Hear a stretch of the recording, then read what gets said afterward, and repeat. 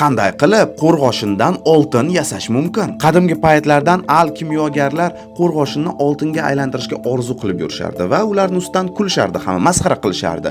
Lekin bugun buni ilojisi bor. Dunyodagi barcha materiya konstruktorga o'xshab yig'ilgan. Qo'rg'oshin, oltin, hattoki kislorod ham har xil ko'rinishda yig'ilgan proton, neytron va elektronlardan iborat. Endi qarang, qo'rg'oshinda 82 ta proton bor, oltinda 79 ta proton bor. Va agarda qo'rg'oshindan 3 ta protonni ayirib tashlasangiz, u oltinga aylanib qoladi.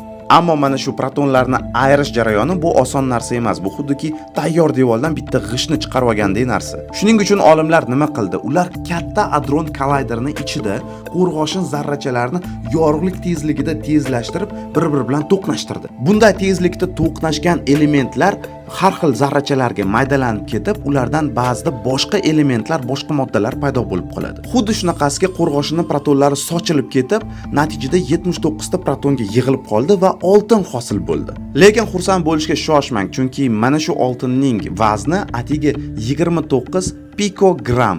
Bu qum zarrachasidan ham kam, lekin oltin. Va bu jarayonning narxi ham $1,000,000 ga tushdi. Ya'ni mana shu oltindan ancha qimmatroq va bu degani biz hozirgi paytda havodan oltin yasa olmaymiz.